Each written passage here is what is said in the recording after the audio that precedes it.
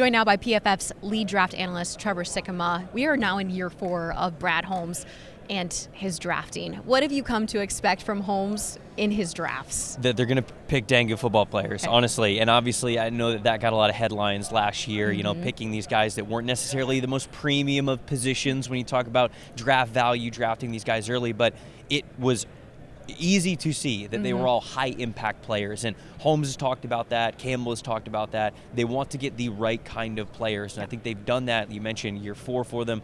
Over the last couple of years, you build that foundation and you get the kind of guys that you want in the building. You want talented players, but a lot of the guys that come through drafts are really talented players. It's about finding the ones that exactly fit what you want to do, your scheme, your culture. They talk about that all the time, but not every regime has the ability or just acts on that as much as they would like to say that they do. The Lions, to a T, are doing that, and that's, I think, why we've seen so much success from them. 7 draft picks this year, 4 in the top 82. So there's some good capital. Yes. They'll start picking at 29 if Brad Holmes decides to stay put in the first round. Right. Who knows what he'll do? He could, drop back, get more draft capital. Right.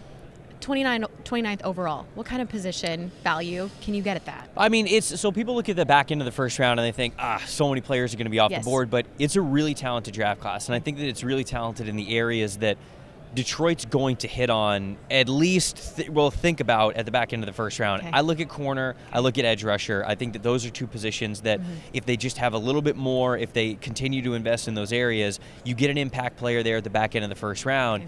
You really have a chance to get somebody who can contribute to what they hope to be as a Super Bowl run next year. And I think that there are guys that will be available for them. I look at Darius Robinson, the edge rusher from Missouri, who was up at the podium the other day. Michigan native? And I was extremely impressed with him. I mean, he is somebody who, these guys talk about versatility all the time. They go, oh yeah, I'll play wherever coach wants me to, but when you see a guy talk about it the way he does, how genuine he is, how much he loves the game of football. I even tweeted yesterday, I was like, this dude's a Detroit Lion. I really did. And I said, this guy could absolutely be a future Lion. I think the cornerback position as well, really strong this year. They're going to have a great option to get somebody, if they want to go that direction, at 29, whether it's a Kamari Lassiter from Georgia, a TJ Tampa from Iowa State, maybe one of the Alabama guys, a Kool-Aid McKinstry potentially as a guy who could play a lot of man coverage for them if that's something that they want to do. There's just, to me, a plethora of options for what the Lions are probably going to hone in on to round out that roster next year. Let's talk about another Robinson on the edge, Chop Robinson out of Penn State. Sure. He's been floating around there as well. What could he add to this Detroit team? Extreme speed. I mean, we were at his podium, and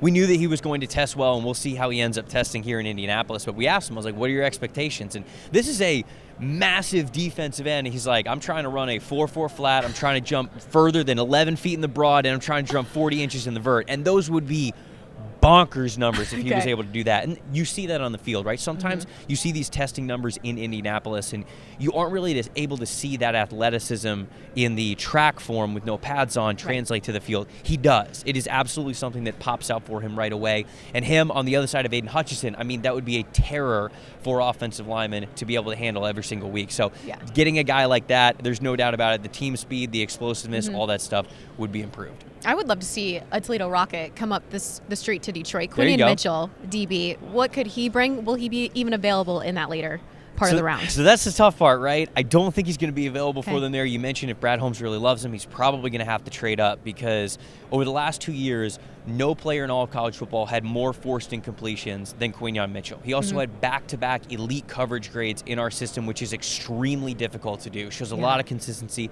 a lot of really high play.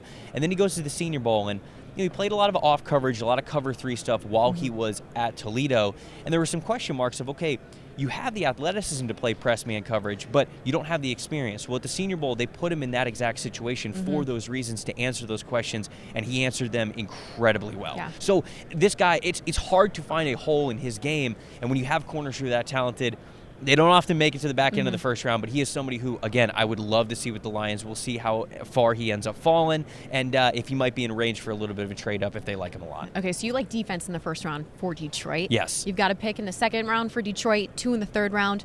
offensively, Yes. where could they maybe, make a splash? Yeah, I think they're really strong at offensive line, but we've seen with really good teams in the past, just because you might be strong at offensive line doesn't mean it's ever too early to invest into the future. So I think they'll certainly, as two big football guys, Brad Holmes and Dan Campbell, they know that football is one up front. So if they find a player who they really love that fits their style, I don't think they'll shy away from taking one of those guys, maybe even early on day 2. But I look at pass catcher as well. Amon-Ra St. Brown, what he's been able to do has been fantastic. What Sam Laporta was able to do as a rookie, fantastic. Jameer Gibbs as well. But you never can have too many playmakers in this league. Okay. It's all about lighting up the scoreboard. And some guys might be back, might not be in free agency. I think they'll take a good look at the pass catchers as well. It's a really deep pass catching class, one of the deepest wide receiver classes that I've seen in a while. And so that again is something where you're not picking one until day 2. It's all right. You could still get yourself an impact player there as well. Okay, how does free agency affect these Detroit Lions in the draft and where they might go? Yeah, I mean, huge. I mean,